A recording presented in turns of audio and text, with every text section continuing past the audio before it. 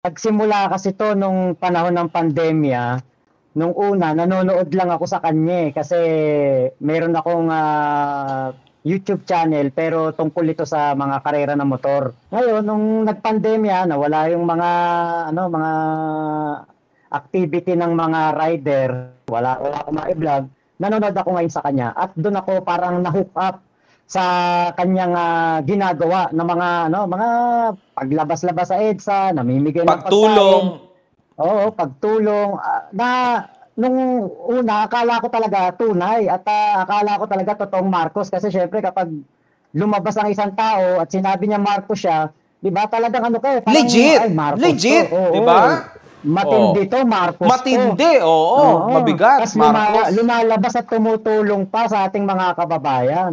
Tas boss, 'di ba, nakakapagpabigat din mga kahombre ko na ito ay nangyari noong pandemya. Hindi lahat ng Hmm, tao nakakalabas. Kaya kahit tama. papaano may bigat yung tao na yon. Kasi nakakalabas, 'di ba? May Tama, sari-sari siyang oo. permit, tama? Oh. Oo, tapos makita mo pa yung sobrang yaman niya, eh. Kapag Mm. nakita mo talaga siya, sobrang yaman ng kanyang pino-portray na pagkatao, na yung bahay pinapakita niya, yung kanyang, mga mansion, yung kanyang swimming pool, yung kanyang mga sasakyan na talaga namang bihira yung merong gano'n na mga sasakyan dito sa atin.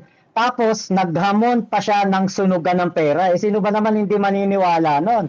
Ako po, ipinanganak akong super yaman. Makikipagsunugan talaga ako ng pera sa kanila. Gusto nila, sunugin nila ako ng pera nila. Pero sisiguraduhin ko, hindi pa ho ako napapaso. Ubos na yung pera nila.